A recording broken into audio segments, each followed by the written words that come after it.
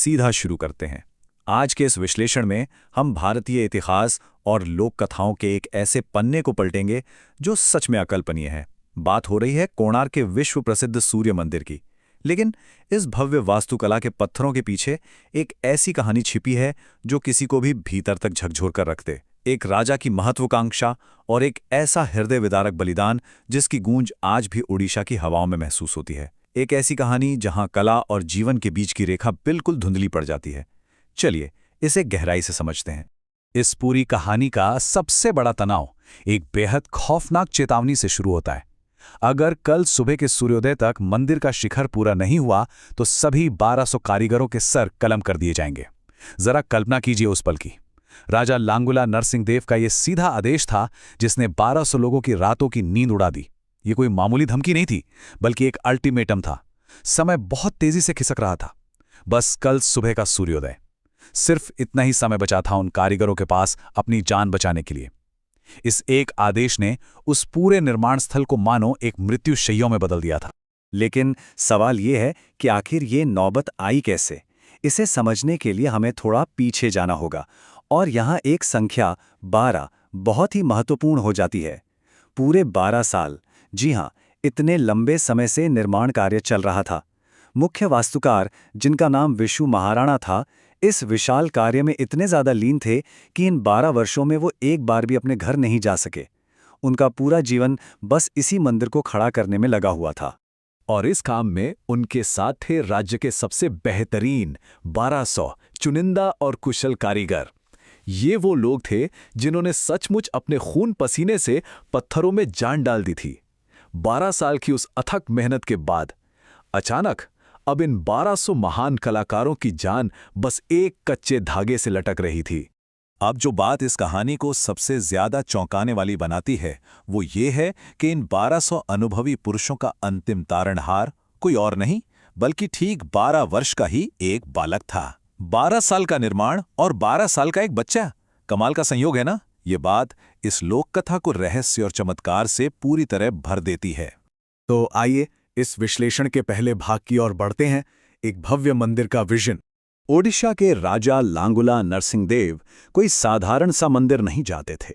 उनका विजन बिल्कुल साफ था। एक ऐसा भव्य और राजसी ढांचा बनाना जो साक्षात सूर्यदेव के रथ जैसा दिखे। मतलब एक ऐसा रथ जिसे देखकर लगे कि सूर्यदेव स्वयं धरती पर उतर आए हैं।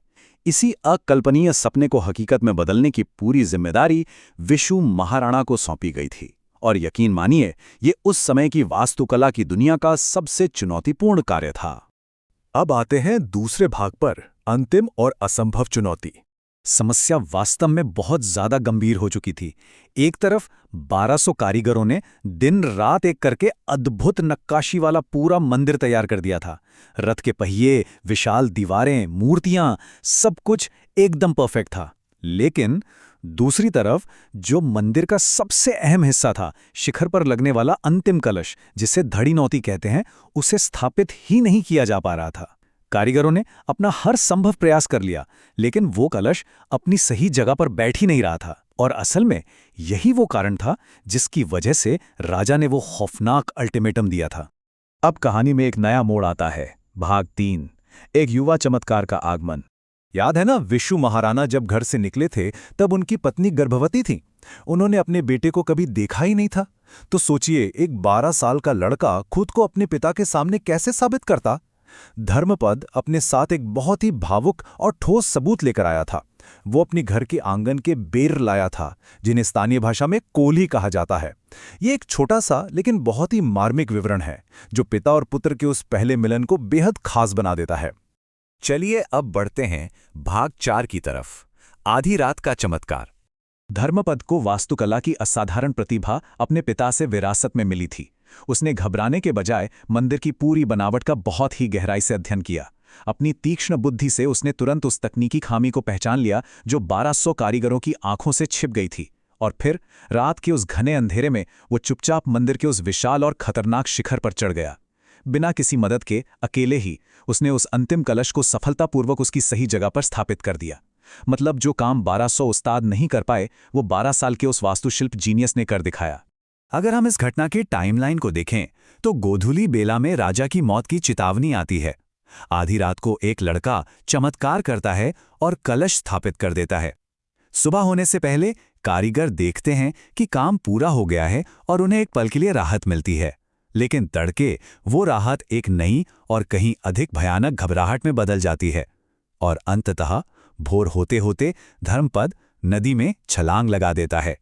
ये रातों रात हुआ एक ऐसा बदलाव था जिसने इतिहास ही बदल कर रख दिया। और यही हमें ले जाता है हमारे अंतिम भाग की ओर, एक अमर बलिदान। दरअसल कारीगरों के मन में राजा के अहंकार का खौफ गहराई तक बैठ गया था। उनका तर्क बिल्कुल सीधा और डरावना था। उन्हें लगा कि अगर राजा को पता चला कि जो काम 1200 अनुभवी कारीगर नहीं कर पाए उसे एक 12 साल के बच्चे ने कर दिखाया है, तो राजा इसे उनकी अक्षमता का सबसे बड़ा प्रमाण मानेगा। राजा का ईगो ये बर्दाश्त नहीं करेगा और वो उन्हें फिर भी मौत के घाट उतार देगा। यानी मौत का साया अभी भी टला नहीं था, उसने बस अपना रूप बदल लिया था। तो यहां सबसे बड़ा सवाल यह है कि इस पूरी स्थिति का समाधान किसने निकाला? फिर से उसी 12 साल के बालक ने। अपने पिता और उन 1200 कारीगरों की जान और सम्मान को बचाने के लिए धर्मपद ने एक ऐसा निस्वार्थ निर्णय लिया जो आज भी लोगों की आंखें नम कर देता है। उसने अपने पिता के चरण छुए और मंदिर के उस सबसे ऊंचे शिखर से नीचे चंद्रभागा नदी में छलांग लगा दी, जो अब समुद्र में मिल चुकी है। उसने अपनी जान दे दी ताकि बाकी सब जी सकें। धर्मपद का ये अमर बलिदान खाली नहीं गया। कारीगरों की जान तो बच गई, लेकिन इस घटना का एक बहुत ही गहरा प्रभाव पड़ा। लोक कथाओं के अनुसार इस भयानक त्रासदी के कारण उस भव्य मंदिर में सूर्यदेव की मूर्ति की औपचारिक पूजा कभी शुरू ही नहीं की जा सकी। वो मंदिर जो साक्षात देवता का रथ बनने वाला था, हमेशा के लिए एक अधूरी पूजा का प्रतीक बन गया। हालांकि आज भी ये मंदिर भारतीय वास्तुकला के चरम और धर्मपद के अद्वितीय बलिदान का एक अमर स्मारक बनकर खड़ा है। जब हम इस पूरे घटनाक्रम का विश्लेषण करते हैं तो हमारे सामने एक बहुत ही गहरा सवाल खड़ा होता है।